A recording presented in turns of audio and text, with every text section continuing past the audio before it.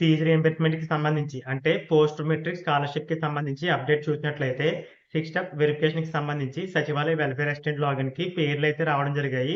వారి లాగిన్‌లో ఎవరి పేర్లయితే ఉన్నాయో ఆ విద్యార్థులందరూ కూడా తప్పకుండా 6 స్టెప్ వెరిఫికేషన్ అయితే కంప్లీట్ చేసుకోవాల్సి ఉంటుంది. ఆ లిస్ట్‌లో ఎవరి పేర్లు ఉన్నాయో తెలుసుకోవడం కోసం మీరు సచివాలయంలో అయితే కాంటాక్ట్ అవ్వాల్సి ఉంటుంది.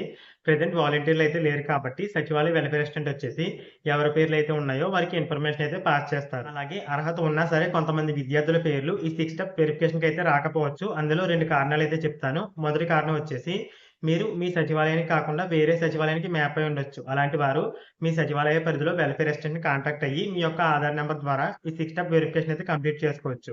ఇక రెండవ రీజన్ వచ్చేసి మీ కాలేజీలో ఇంకా మీ అప్లికేషన్ ప్రాసెస్ అయితే పూర్తయి ఉండకపోవచ్చు.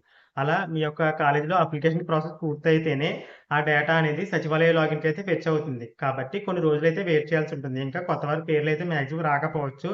ఎవరైతే రెన్యువల్ ఉన్నాయో ప్రెజెంట్ చదువుతున్న వారు సెకండ్ ఇయర్, థర్డ్ ఇయర్ ఇలా ఉంటారో వారి పేర్లయితే మాక్సిమం వచ్చుంటాయి. కొత్తగా జాయిన్ అయిన న్యూ అడ్మిషన్ ఎవరైతే ఉంటారో వారికైతే ఇంకా కాలేజీలో బయోమెట్రిక్ అయితే అవ్వకపోవచ్చు. అందుకోసం వారి పేర్లయితే మాక్సిమం ఇంకా వచ్చుండవు. ఎవరు కూడా పేర్లు రాకపోతే కంగారు పడకండి.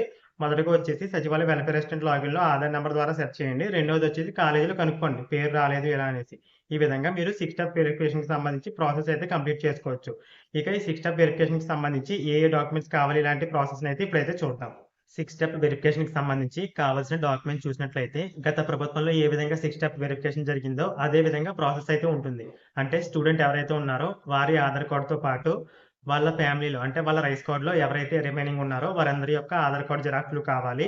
అలాగే వారి యొక్క ఎడ్యుకేషన్ క్వాలిఫికేషన్ కానివ్వండి, ఫోను నంబర్ కానివ్వండి, ఇలాంటి వివరాలన్నీ కూడా సచివాలయ వెల్ఫేర్ అసిస్టెంట్ లాగిన్‌లో అయితే ఎంటర్ చేయవలసి ఉంటుంది. దీంతో పాటుగా స్టూడెంట్ ఎవరైతే ఉన్నారో వాళ్ళ ఫ్యామిలీ యొక్క రైస్ కార్డ్ జిరాక్స్ అయితే కావాలి. అలాగే 6 స్టెప్ వెరిఫికేషన్ కాబట్టి దానికి సంబంధించి ప్రాసెస్ అంటే వాళ్ళకి ల్యాండ్ ఎక్కువుందా? లేదంటే గవర్నమెంట్ ఎంప్లాయీ ఉన్నారా? ఇన్‌కమ్ టాక్స్ పేయరా? ఇలాంటి వివరాలన్నీ సబ్మిట్ చేసేవారు కదా! అలాంటి వివరాలు కూడా అక్కడ ఉందా? లేదా? అనే వివరాలైతే సబ్మిట్ చేయవలసి ఉంటుంది. అలాగే 2024, 25 విద్యా సంవత్సరానికి సంబంధించి ఫీజు రీయింబర్స్‌మెంట్ అమౌంట్ అనేది డైరెక్ట్ కాలేజీ అకౌంట్‌కి రిలీజ్ చేస్తామని చెప్పారు కదా! దీంతో పాటుగా విద్యార్థులకి మెయింటెనెన్స్ చార్జెస్ కింద అంటే మెయింటెనెన్స్ ఫీజ్ కింద గత ప్రభుత్వంలో ఏ విధంగా వసతి దీవెన అమౌంట్ అందించారో అదే విధంగా కూటమి ప్రభుత్వం కూడా ఈ అమౌంట్ అయితే అందిస్తుంది. దీనికోసం విద్యార్థులు బ్యాంక్ అకౌంట్ డీటెయిల్స్ అయితే సచివాలయంలో అయితే సబ్మిట్ చేయవలసి ఉంటుంది. బ్యాంక్ అకౌంట్ వివరాల దగ్గరికొచ్చేసరికి ఎస్సీ విద్యార్థులు ఎవరైతే ఉన్నారో వారందరూ కూడా తప్పకుండా స్టూడెంట్ యొక్క బ్యాంక్ అకౌంట్ వివరాలైతే సచివాలయంలో సబ్మిట్ చేయాలి.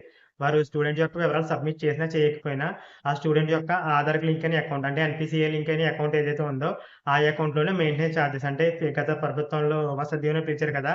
ఆ అమౌంట్ అయితే పడుతుంది. ఇక ఎస్సీ విద్యార్థులు కాకుండా రిమైనింగ్ క్యాస్ట్ విద్యార్థులందరూ కూడా తప్పకుండా జాయింట్ అకౌంట్ అంటే స్టూడెంట్, మదర్ కలిసి జాయింట్ అకౌంట్ అయితే ఓపెన్ చేశారు కదా! ఆ వివరాలైతే సచివాలయంలో అయితే సబ్మిట్ చేయాలి.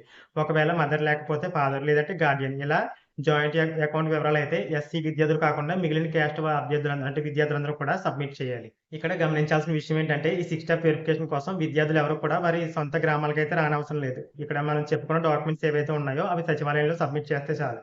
మీరు వెళ్ళినా సరే మీ ఫ్యామిలీ మెంబర్స్ కానీ మీకు అందుబాటులో ఎవరైతే ఉన్నారో వారి ద్వారా మీరు ఇప్పుడు చెప్పుకున్న డాక్యుమెంట్స్ అన్నీ కూడా సచివాలయ వెల్ఫేర్ అసిస్టెంట్‌కి అందిస్తే చాలు.